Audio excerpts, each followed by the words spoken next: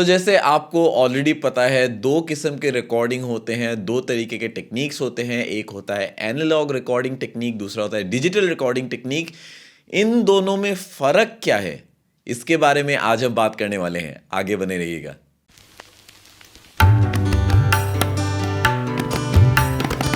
नमस्ते दोस्तों, कैसे हैं आप लोग। मेरा नाम है शुभराज ड्रीमआर्ट रिकॉर्ड से और आज आप देख रहे हैं मेरा वीडियो जहां पे मैं आपको बता रहा हूं क्या फ़र्क होता है एनालॉग और डिजिटल रिकॉर्डिंग के बीच। आज 2020 में भी बहुत सारे लोग हैं जो एक्चुअली प्रेफर करते हैं analogue recording over digital recording, और हम देखेंगे कि दोनों में क्या डिफरेंस है, फ़र्क क्या है दोनों के बीच। लेकिन सबसे पहले मैं आपको बताना चाहता हूँ कि इस चैनल पे मैं अपलोड करता हूँ music production videos, music making tutorials और ढेर सारे गियर रिव्यूज़। तो अगर आप उनमें से हैं जिनको म्यूज़िक प्रोडक्शन सीखना है, गाने बनाना सीखना है या फिर नए टेक्नोलॉजी के बारे में जानना है, तो आपको इस चैनल को सब्सक्राइब करना चाहिए। तो अगर पुराने दिनों की बात करें तो 1976 से पहले जितने भी रिकॉर्डिंग्स होते थे, जितने भी ऑडियो रिकॉर्डिंग्स होते थे, नो मैटर वो आपके गाने हैं या किसी फिल्म के लिए है या कोई भी ऑडियो जब रिकॉर्ड होता था तो वो एनालॉग रिकॉर्डिंग होता था। और एनालॉग रिकॉर्डिंग का मतलब है उनको मैग्नेटिक टेप्स में रिकॉर्ड किया जाता था और मैग्नेटिक पैटर्न्स में बेसिकली वो रिकॉर्ड होते थे, जबकि आज के टाइम पे ऐसा नहीं है। डिजिटल रिकॉर्डिंग जब आ गई है तो आज के टाइम पे जो आपकी रिकॉर्डिंग्स होती है वो न्यूमेरिक कोड्स में रिकॉर्ड होता है, यानी कि वंस और ज़ीरोज़ में रिकॉर्ड होता है। बोथ लिसनर्स और म्यूजिशियंस हमेशा आर्ग्यू करते रहे हैं। कुछ लोग मानते हैं कि जो एनालॉग रिकॉर्डिंग्स है वो सुपीरियर है, जबकि एक दूसरे ग्रुप ऑफ पीपल है जो हमेशा सोचते हैं कि जो डिजिटल रिकॉर्डिंग है वो बेटर है। अब मैं इस वीडियो पे आपको कंक्लूजन नहीं देने वाला हूँ। अगर आप सोचें कि मैं आपको एंड में बताऊंगा कि भाई ये बेटर है, ये बेटर है, तो ऐसा नहीं होने वाला है, क्योंकि मैं आपको दोनों के डिफरेंस, दोनों के प्रोज और कॉन्स बताऊंगा। और ये आपके ऊपर है कि आपको क्या बेटर लगता है और आप क्या एक्चुअली चूज़ करना चाहते हैं, आपका प्रेफरेंस क्या है। इसके अलावा मैं आपको ये बताना चाहता हूँ कि ऐसा नहीं है क्योंकि एनालॉग रिकॉर्डिंग्स पहले हुआ करती थी तो ऐसा नहीं है कि आज के टाइम पे वो बिल्कुल एक्सटिंक्ट हो चुकी है और कोई उन्हें फॉलो नहीं करता, बल्कि आज के टाइम पे भी बहुत सारे लोग हैं जो एक्चुअली प्रेफर करते हैं एनालॉग रिकॉर्डिंग्स को डिजिटल रिकॉर्डिंग के ऊपर। और जैसे मैंने आपको ऑलरेडी बताया, एक दूसरा स्कूल ऑफ थॉट भी है जहाँ पे लोग डिजिटल रिकॉर्डिंग्स को सुपीरियर मानते हैं देन एनालॉग रिकॉर्डिंग्स। तो दो मेजर डिफरेंसेस जो हैं एनालॉग और डिजिटल रिकॉर्डिंग के बीच वो ये है, पहला है आपका सिग्नल टू बैंडविड्थ रेशियो और दूसरा है signal to noise ratio. Signal to bandwidth ratio की अगर हम बात करें तो फिर आपका जो एनालॉग सर्किट होता था वो रिस्पॉन्सिबल था कि आपका बैंडविड्थ कितना होगा, कितनी रिकॉर्डिंग कैपेसिटी है आपके उस डिवाइस की, वो डिपेंड होता था उस एनालॉग सर्किट के ऊपर। वेयरएज आज के टाइम पे अगर आपको पता है सैम्पल रेट एक चीज़ होता है, सैम्पल रेट डिफाइन करता है कि आपकी रिकॉर्डिंग की बैंडविड्थ कितनी है, सिग्नल टू बैंडविड्थ रेशियो कितना है अकॉर्डिंग टू नाइक्विस्ट थ्योरम। और जिन लोगों को सैम्पलिंग रेट के बारे में नहीं पता, सैम्पलिंग फ्रीक्वेंसी के बारे में नहीं पता, तो आप हमेशा अपने डिवाइसेस पे सेट करते हैं एक सैम्पलिंग रेट। एग्जांपल के तौर पे 44.1 किलोहर्ट्ज़, 48 किलोहर्ट्ज़, 96 किलोहर्ट्ज़, अलग अलग फ्रीक्वेंसीज होती हैं जो आप सेट करते हैं।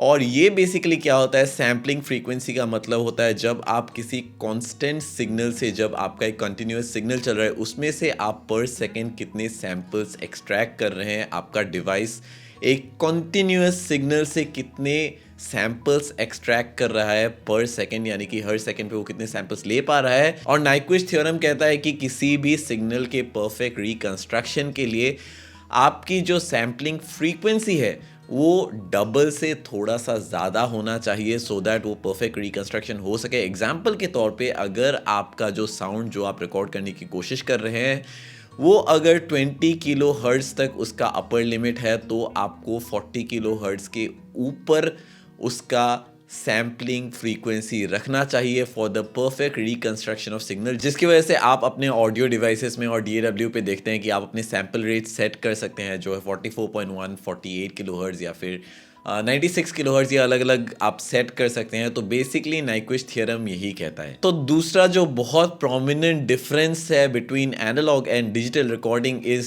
Signal to noise ratio. अगर आपने कभी ध्यान दिया है तो पुराने जो रिकॉर्डिंग्स हैं वो काफ़ी नॉइजी होते थे। रीज़न बीइंग एनालॉग रिकॉर्डिंग्स में कई सारी इम्परफेक्शंस हो सकती है, कई सारे नॉइजेस हो सकते हैं, सच एज जिस डिवाइस से आप रिकॉर्ड कर रहे हैं उस डिवाइस खुद नॉइज़ प्रोड्यूस कर सकता है। इसके अलावा फ्लिकर नॉइजेस होती हैं और ढेर सारी अलग अलग किस्म की नॉइज़ होती हैं। जबकि आपका जो डिजिटल रिकॉर्डिंग है, डिजिटल रिकॉर्डिंग में नॉइज़ डिपेंडेंट है सिर्फ बिट डेप्थ से, और एक डिजिटल रिकॉर्डिंग को क्लीनर माना जाता है than analogue recording, because input level पे इनके डिस्टॉर्शंस नहीं होते, इनपुट सिग्नल पे इनके डिस्टॉर्शंस नहीं होते, नॉइज़ नहीं होते और काफ़ी क्लीनर होते हैं कंपेयर टू एनालॉग रिकॉर्डिंग्स। लेकिन on the contrary analogue recording can sound much warmer because of harmonic distortion, क्योंकि हार्मोनिक डिस्टॉर्शन की वजह से और जो बेस है वो थोड़ा सा बूस्टेड होता है, और टेप कंप्रेशन की वजह से जो आपके एनालॉग रिकॉर्डिंग्स है वो आपके थोड़े से वार्म साउंड कर सकते हैं compare to a digital recording. तो जैसे आप देख सकते हैं दोनों के अपने प्रोज हैं, दोनों अपने तरीके से अच्छे हैं, और आप ये नहीं कह सकते कि कोई एक बेटर है, बिकॉज अगर आपको पता है कि आप क्या कर रहे हैं, दोनों digital as well as analogue recording technique से आप अच्छे रिकॉर्डिंग्स अचीव कर सकते हैं विथ सटल डिफरेंसेस। और इसके अलावा एक और प्रोमिनेंट डिफरेंस है इन दोनों के बीच में, दोनों रिकॉर्डिंग टेक्निक्स के बीच में, वो है प्राइसिंग का। जब हम एनालॉग रिकॉर्डिंग्स की बात करते हैं तो एनालॉग रिकॉर्डिंग्स के प्राइसेस बहुत ज़्यादा होते हैं कंपेयर टू डिजिटल रिकॉर्डिंग्स, क्योंकि डिजिटल रिकॉर्डिंग्स आपको पता है डिजिटल गियर जो है वो काफ़ी सस्ता है, आप खरीद सकते हैं, मैं खरीद सकता हूँ, हर कोई खरीद सकता है और अपने घर में भी हम सेटअप कर सकते हैं। लेकिन जब हम डिजिटल से एनालॉग में शिफ्ट करते हैं, जब हम एनालॉग रिकॉर्डिंग्स की बात करते हैं तो वो इतने सस्ते नहीं होते। Analogue gears are actually very expensive और आपको आसानी से नहीं मिलते हैं। तो ये सारी प्रोमिनेंट डिफरेंसेस है, लेकिन इसके अलावा भी छोटी मोटी और डिफरेंसेस हैं जो थोड़ा सा मैं आपके साथ शेयर करना चाहता हूँ। पहला है आपका डायनामिक रेंज। डायनामिक रेंज का मतलब है जो आपका सबसे लोवेस्ट वॉल्यूम है और जो सबसे हाईएस्ट वॉल्यूम है, इन दोनों में जो फ़र्क होता है उतार चढ़ाव का, तो that is known as dynamic range. एक एनालॉग डायनामिक रेंज को बहुत आसानी से एक डिजिटल डायनामिक रेंज क्रॉस कर सकता है, बहुत आसानी से बीट कर सकता है। यानी कि जब हम कंपेयर करते हैं इन दोनों को तो एनालॉग रिकॉर्डिंग्स के जो डायनामिक रेंज है वो इतने नहीं है compare to a digital dynamic range. Example के तौर पे जो आपको पहले कैसेट्स मिलते थे जहाँ पे आप अपने पेंसिल डाल के आप उनको रोटेट कर सकते थे और डेक में डाल के आप प्ले करते थे, बेसिकली उनका जो डायनामिक रेंज है वो अराउंड 60 to 70 डेसिबल का होता था। जबकि आज के टाइम पे एक 16 bit analogue to digital converter जो है, जो आपके इंटरफेस के अंदर बना होता है, उसका बेसिक जो रेंज है वो 90 to 95 डेसिबल एसपीएल हो सकता है, जिससे आप देख सकते हैं बहुत आसानी से आज के टाइम पे डिजिटल डायनामिक रेंज क्रॉस करता है आपके एनालॉग डायनामिक रेंज को। इसके अलावा जो दूसरा पॉइंट है जो आपको ध्यान रखना चाहिए वो है ओवरलोड कंडीशन।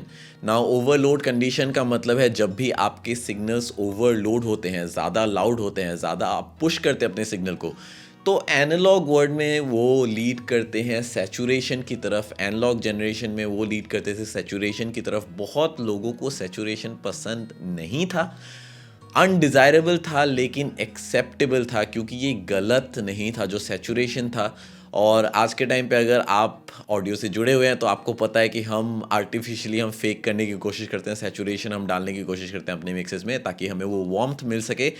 लेकिन जो मैं कहना चाहता हूँ वो ये है कि जब पहले के टाइम पे, जब एनालॉग के टाइम पे, एनालॉग रिकॉर्डिंग्स के वक्त जब आपके सिग्नल ज़्यादा हॉट होते थे तो वो लीड करते थे सैचुरेशन की तरफ। वो अनडिज़ायरेबल थे लेकिन एक्सेप्टेबल थे।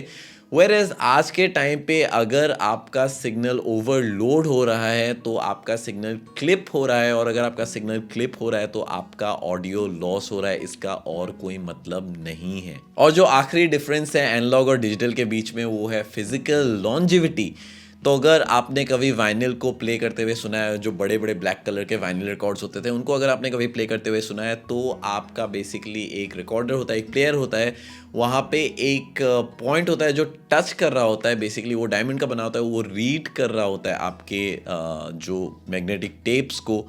और क्योंकि वो मैग्नेटिक टेप्स पे घिसते रहता है ओवर द टाइम, उसमें वो इन्फॉर्मेशन लॉस होने लग जाता है। जो वाइनिल है उसमें से वो इन्फॉर्मेशन चला जाता है धीरे धीरे वो घिसते घिसते, और इसके बाद उस वाइनिल को जब आप कॉपी करते हैं, जब आप डुप्लीकेट करते हैं, तो आपको वो जो इन्फॉर्मेशन चला गया है, जो डाटा चला गया है घिसने की वजह से, वो आपको वापस नहीं मिलता है। इसको हम जनरेशन लॉस कहते हैं। जनरेशन लॉस का मतलब है कि जो आपका ऑडियो लॉस हो चुका है, जो इन्फॉर्मेशन लॉस हो चुका है, वो नेक्स्ट जनरेशन में भी आपका लॉस ही रहेगा, वो आपको वापस नहीं मिल सकता, वो इन्फॉर्मेशन चला गया है।